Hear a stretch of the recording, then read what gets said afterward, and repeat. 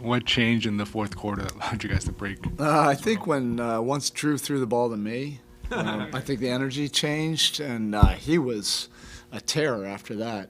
I mean, he seemed like he was all over the place in our zone. He was the top of the zone, bottom of the zone, wing of the zone. He was making some things happen. That changed, like, kind of the energy of that moment, and then everybody else, just fed off of that. And then Norm at the end, I thought he was just really good in the second half. It was frustrating, obviously in the first half he only had 3 points, but then he responded with his voice. He was verbal in every huddle. He was engaged. He was just figuring out, hey, I've got to find a different way to make an impact. And it started with his voice, started with making, defensive efforts. And then, down the stretch, he just was really good. When we put the ball in his hands and ran a pick and roll, basically with him and Bam, and he was able to create some separation there just out of his skill level. But I think, Kalel was really good tonight, and I mentioned that to the team, that it's not easy, to be starting, playing really well, and really making an impact as a starter, then to come off the bench and still have a big impact in 19 minutes, to have 16 rebounds, is exceptional. But it was more about his mindset. And they were playing so small, because of all the lineups and everything, that I was thinking about going, bigger, but that could have given them an advantage. But I thought, that's something that we can definitely, build on, the fact that, he still had an impact.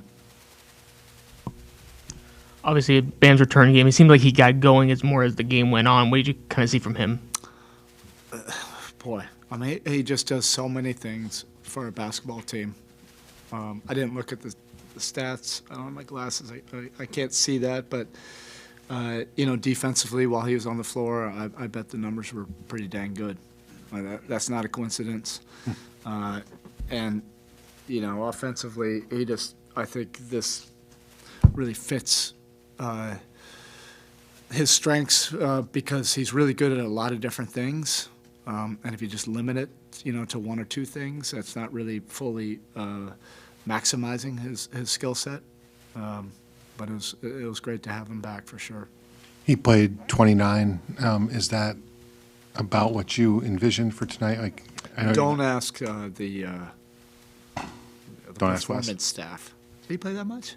20. I thought I controlled 28, 48. Yeah, I never played him like extended minutes in a row. He was able to handle it. The work that he did behind the scenes prepared him, for this. I wanted to make sure that first number was a 2. Okay. You had 71 seconds to play with, so you got there. You talked about it. They were obviously very unique lineups for them, and it would be, in theory, harder with Steph, Draymond, Jimmy, Al, all those guys playing. But what is the challenge when it's groupings that not only Steve hasn't seen, but you haven't seen either from them? What is the challenge? I think it's human nature. We jumped out to an early lead, and then it probably just creeps in like that. It's going to be an easy game. You're looking for a knockout punch early. That's not the right approach you want to wear on them. In the second half, I thought our efforts were much better, and that doesn't guarantee that it's going to, be a 20-point lead. But at the end, eventually, I think we wore on them. It's really one of the first times this season I think we had poor shot selection, in the first half. I love the way we were playing fast, and then it kind of fed into some 1-on-4s, some early jacks, we didn't have our normal paint attacks, and those usually come from more intention, and then the ball moves. That was much better in the second half, and even if we weren't making shots, it just looked a little bit more like us. But teams will go through that. And it was probably, frustrating. I hope the guys view that as frustrating, scoring 48 points and not passing the ball and not playing our game, and then getting a win out of it so that we can learn that lesson. We'll need it on this road trip. We're playing two good teams on the road. I'm sure the percentages probably weren't there tonight, but coming in tonight, you had seemed to feel pretty good about the process against the zone for the most part, and Yeah. toggling in and out of it. But was the process still there? But it sounds like you felt like Of our zone or their zone? when they were in zone. You're Yeah, I think we feel a lot more comfortable with it, and it will continue to get more comfortable. I was more frustrated with some of the decisions in semi-transition, or in the half court against their man, where we weren't really getting to the things that have been successful for us. But we're going to see a lot of it, and that's good. We want to see as much of it as we can, and I think our numbers are solid against zone, and it is a compliment. But we want to get to a point where whatever you do, that it's the wrong decision.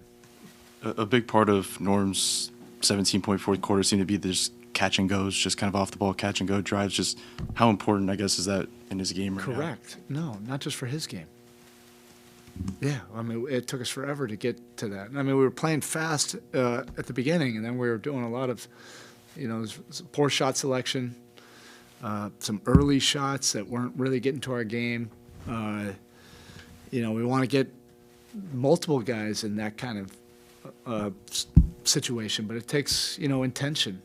I don't think you can guard Norm. He's on the move when he's on the move like that, but it takes intention from the other four guys. And also, he's our leading scorer, so we have to have an understanding that if we're not getting to the game, we're scoring low in the first half, and he has 3 points, there has to be an intuitive feel where we get him in more of those situations without having to make a specific play call like we did in the last 3 minutes.